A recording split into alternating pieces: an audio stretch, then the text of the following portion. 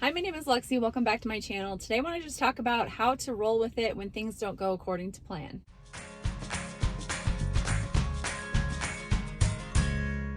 So basically, I'd say in life, one certainty is change and that things are just not always going to work out the way you expect them to. Especially at this time of year, I think that during the holidays, there's just so much going on that it is pretty likely that things are going to, at some point, go a little bit off plan for you. So this recently happened to me, so I wanted to share my experience with you guys because this is just something that happens a lot. So last week was Thanksgiving and we had a house guest, and this house guest is someone who comes to stay with us quite frequently. It's just one of our really good friends who lives in the area we used to live in, and he comes up and visits about every other month or so. And he was coming to spend Thanksgiving with us. And so my thought was that he would get there on Wednesday, the day before Thanksgiving, and stay through like Saturday or Sunday. And so my plan was to actually fast on Monday and Wednesday because typically when this particular guest comes into town, on the day that he comes in, he usually gets in like in the afternoon, and then he just wants to go pick up like fast food for everybody. And typically he likes to go to Chick-fil-A, which is like this chicken sandwich place that is in the US. My son actually works there, so we eat it a lot, or we have access to it a lot. I don't eat it a lot at all, actually. It's just not as appealing to me as it used to be. So because of that, I was like, oh, that's fine. You know, like if he wants to get Chick-fil-A or some other kind of fast food, like I may get something and save it for the next day, or I just may not get anything at all. So I was like, yeah, that'll be so easy. Especially since it's so casual, like we wouldn't all be like having this formal meal together or anything. So I was like, yes, I'm going to fast on Monday, Wednesday, and then I will just have eating windows the rest of the week for Thanksgiving and the following few days. But what ended up happening, and what I did find out a few days before, was that he was actually getting in a little bit earlier on Wednesday, and then he wanted to make dinner for everyone, and he wanted to make this nice steak dinner. And so that became a lot more appealing and something that I wanted to not only participate in, but would have been a lot harder for me to pass on without making a big thing of it. Because I'm there and, you know, he's going to all this trouble and everything, and it's delicious. It's just like, for all of those reasons, I was like, yes, I want to eat on that day. So I decided to change my plans. And so I was thinking through the whole week, and I was like, you know, Monday and Wednesday is not going to work very well. So the option that I chose was to fast on Sunday and Tuesday. And this was a little bit of a tricky decision just because I don't typically love fasting all day on Sundays. I'm really used to fasting for a good chunk of time on Sundays and just having like a smaller eating window, but I don't love fasting the entire day on Sundays because it's a family day. We're all together and I enjoy, you know, sitting down to dinner with my family on that day. Now I can do it. I've done it before, but it's just not, it's not what I prefer to do. But when I was just thinking about the whole week and thinking about, you know, eating a lot on Thanksgiving and all of that, and just I really wanted to have 2 full fasts this week because I knew that it would help me to feel better, and it just overall it would be better for me. So I decided, even though it was going to be hard, I was going to fast on Sunday and Tuesday, and that's what I did. And it was a little bit tricky. Like I don't, like I said, I just don't enjoy fasting all day on Sunday. And so there was times where it was a little bit challenging for me to stick with that decision, and I had to sort of like talk myself down and like, you know, have these little conversations in my head like, do I really want to do this? Maybe I could just eat a little bit today and then, you know, whatever, adjust my window tomorrow and stuff. But I decided, no, I really think that in the end, I'm going to be happy that I did it, if I do it. So you kind of have to look through, like, what are you going to be satisfied with in the end? Like, how are you going to feel once you've done it or not done it? Like, what will be the end result? And so you sort of have to visualize and think through those scenarios and just ask yourself, what am I going to be happy with? What can I do?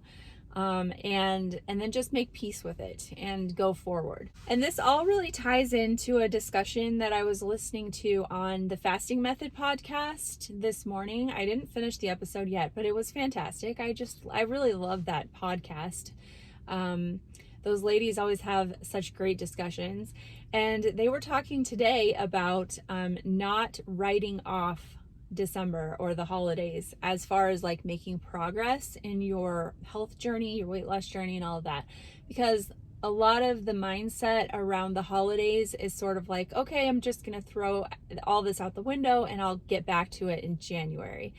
And that can really set you back mentally and physically, like so far, because you think about the whole like span of the holidays is a couple of months. If you like look at all of like November and December, or even part of October, if you're like including Halloween. And so that is, that's like, I don't know percentage wise, but like almost 20% of your year thrown away from making progress. And I think that's really unfortunate if we look at it that way, and I certainly have in the past. And so that has been a total mindset shift for me as well for the holidays. And one of the comments that Megan Ramos made in that interview was, you can choose to either inch forward throughout the holidays, making really slow progress, meaning like you're not like hitting it hard, you are like making allowances for holidays and traditions and all of that, but you're not sliding backwards. And that's what usually happens during this time, is people just totally slide backwards because plans change and different treats are available and the feelings are there, and there's just so many different factors, right?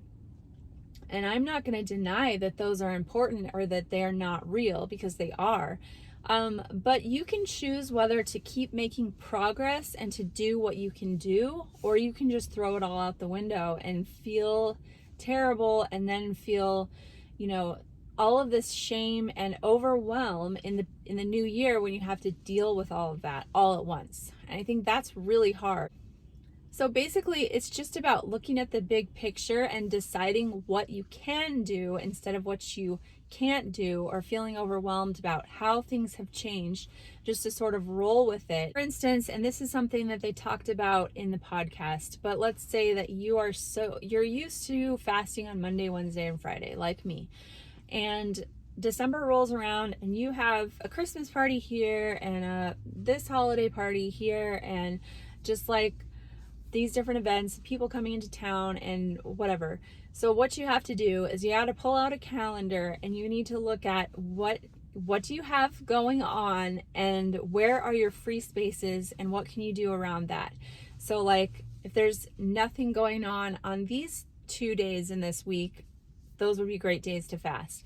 Or you can pick 3 days, or like if there's a week where you simply can't imagine yourself getting a full day fast in, just think about how you can do some daily windows, some time restricted eating, and throw that in. So there are different ways to sort of keep the ball rolling while allowing yourself to just experience life and to enjoy this time with your family and friends, and just to relax and let off that pressure and still be in the groove, so that you're not having to like quit anything cold turkey in January, or like starting over, because as motivating as that can be, sometimes it can also be really defeating when you feel like you're always starting over.